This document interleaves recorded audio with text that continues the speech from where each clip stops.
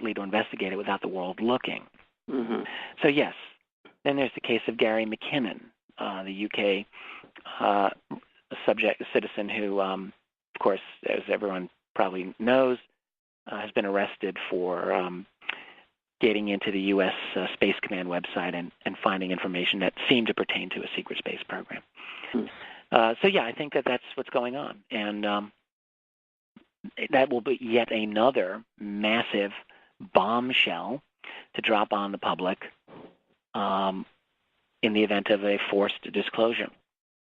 Yeah, we had an interesting thing happen here. We had I was actually on Coast to Coast doing an interview with Art Bell, and he heard everybody screaming outside, and he said, "What just happened?" And I said, "Well, a huge ship just flew over." Oh, when you were doing Coast? Yeah, while I was on Coast to Coast, it was pretty funny. So he said, "Well, can you get to the witnesses?" And I said, "Well, sure, and I think so." And he goes, "Okay, we're going to take a break, and if you can bring the witnesses, then I want to talk to them." And I said, "Sure." Very cool.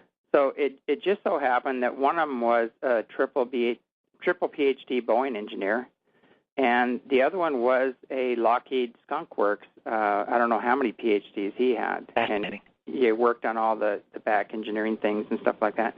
Mm-hmm. So they went on the air, and they testified, and they were so shook up by it and excited about it. And then the next day they go, "Oh, my God, what did I do? I'm probably going to get ruined my career."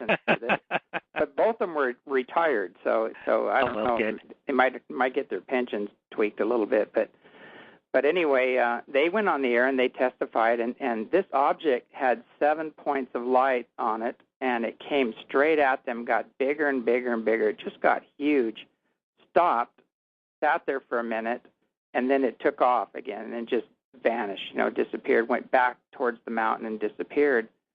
And then we had another one that actually landed on the mountain and morphed from 1 to 3 and back to 1 again and then took off. So having seen this, they said, "We don't know who these guys are. These aren't ours." They're not ours, yeah. Yeah, and so, I don't know if we have a ship that can morph from 1 to 3 and back to 1 again. That was pretty phenomenal. Yeah, it's a good question. But just what this object did was just amazing. And these objects up here seem to be able to pop in and out. They definitely can cloak themselves. They seem to be able to jump dimensions and just pop in, and a jet chases them and they pop out again. The jet goes by and they pop right back in again. And it's just amazing watching the technology that these objects have and the physics that they're displaying. And seeing this open. I'm sorry, go on. Oh, go ahead. Things like this that just make me, once again, when I hear a lot of arguments more and more lately. It seems people saying that the UFOs are really all our own secret covert technology. I'm sure you hear this a lot. Oh yeah. And it's just so not persuasive to me. Yes, I agree that in our clandestine world we have developed some type of flying saucer technology. I happen to believe that. That is off the record. That is, not nothing that's official, but that still nevertheless exists.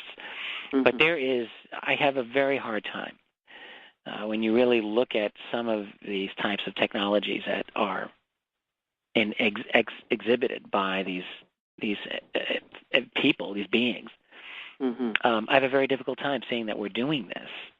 That type of technology just seems to be so far beyond even what we, in the best clandestine, most advanced technological state, some of them seem to be just even beyond that.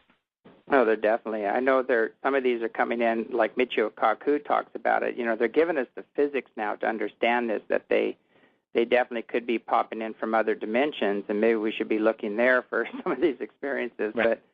But there is the nuts and bolts stuff, and some real high technology going on there, but it's nothing compared to these interdimensional ships and what they can accomplish. And any ship that can morph into 3 and back to 1 again and then take off, that's got my vote as some pretty extreme technology.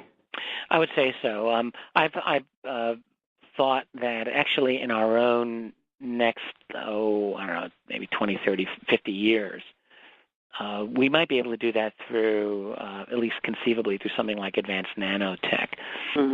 As I understood it, I recall reading Ray Kurzweil, the AI visionary, I guess, talking about this in one of his books.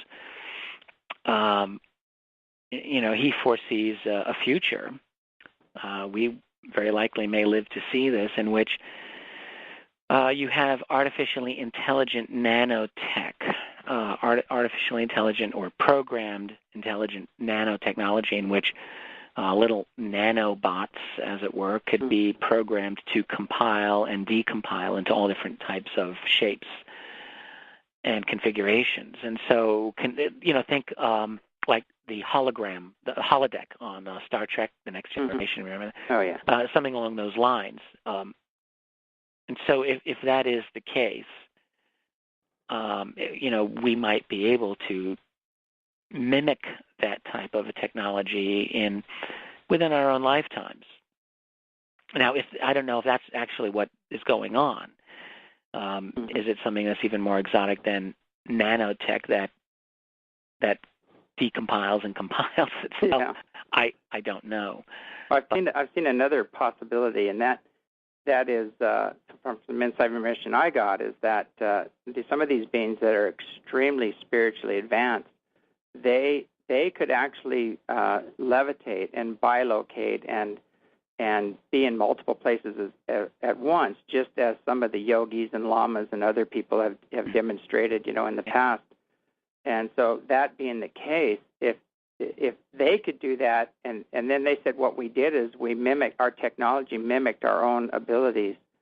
And if you blend those together, and then you read the ancient Vedic scriptures, and they talk about some of the ships as being, physical, some are more of an energy ship, some are magnetized light ships, and some are just pure consciousness and energy, or some kind of a Merkaba.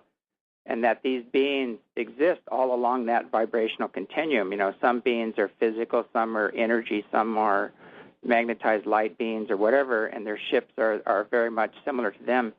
It does kind of put it together, and this is just a theory of mine that I've looked at and seen what these ships can do. I'm going, wait a second, we read stories about yogis and lamas, and I know I've met some yogis and lamas, that you can see right through them. They can dematerialize and disappear, and actually I have photographs of one doing it. Right. So that is a possibility now. Now, once you understand that, the next step would be, how could you do that with technology? And if you did understand the more spiritual technologies, to me it would be a no-brainer. They would be able to pull something like that off. I think that's fascinating. Maybe what we're seeing as we move into the 21st century is increasingly a merging between the old divisions of the material and the spirit world, right? Maybe even a blending of what we would call science and religion in this scenario, so that we recognize that mind and body, or mind and matter, have a much closer relationship than we may have, in our 19th century-based mechanistic philosophy have imagined. Yeah, the new physics. Yeah, definitely the new physics moves in that direction, because they are, realizing we're nothing more than coagulated light, basically. But they don't know where the next step is.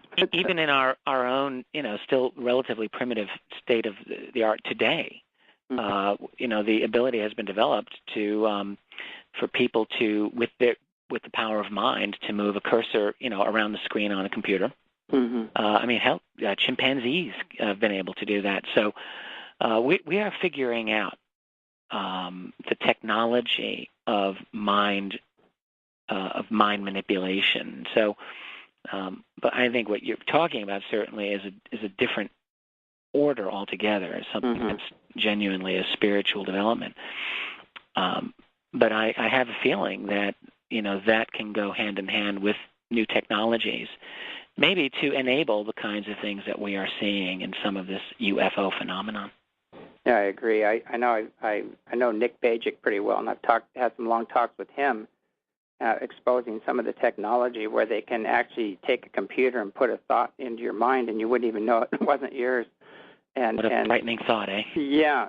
But you think about it, it's like a lot of this was all developed through the military industry and, black projects, but what if it was used for good? I mean, you could talk to your appliances and talk to your car or your vehicle or, I always tell people, people think about, okay, I want to get my car running on water, which really isn't that hard, although if you had one and you're driving around, you'd be in big trouble.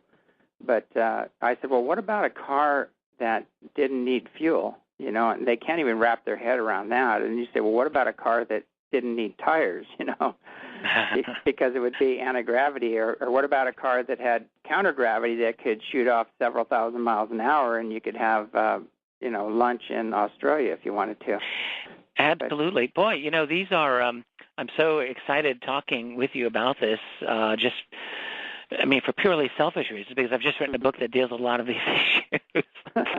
When I think about what my co-author Bryce and I did for AD After Disclosure, for sure, there's no way that we could have hit every single major issue dealing with this phenomenon in a post-disclosure world. But we tried. We hit it in a little over 300 pages. Consider this as an issue. We've developed a technology that allows us to have the types of transportation that you've been just talking about, to go off to the Philippines or to China or to France, you snap your fingers practically and boom, there you are. Ask yourself how that would affect international relations, at least in the short term. In the long term, who the hell knows? We would live in a completely different situation. But, let's say for the first 20 years, a lot of us, I think, we don't really want to think about that transition. We're thinking in the future after it's all been settled out. But there's going to have to be a transition. And so you still will have a situation where there are going to be governments that are still going to be trying to control their populations.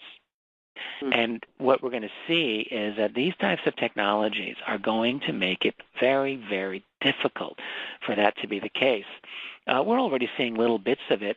Over a year ago in Iran during the riots over the election, when Twitter really made its entry into the world through all of that. The Iranian government was trying to prevent communication from getting out, but Twitter was beating them. People twittering on their cell phones,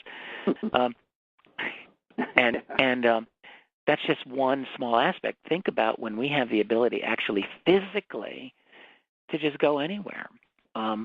That's going to happen, and whether or not there's a disclosure, it's going to happen. But if there's a disclosure event, I think it's going to happen much sooner rather than later. It's going to happen very, very, abruptly.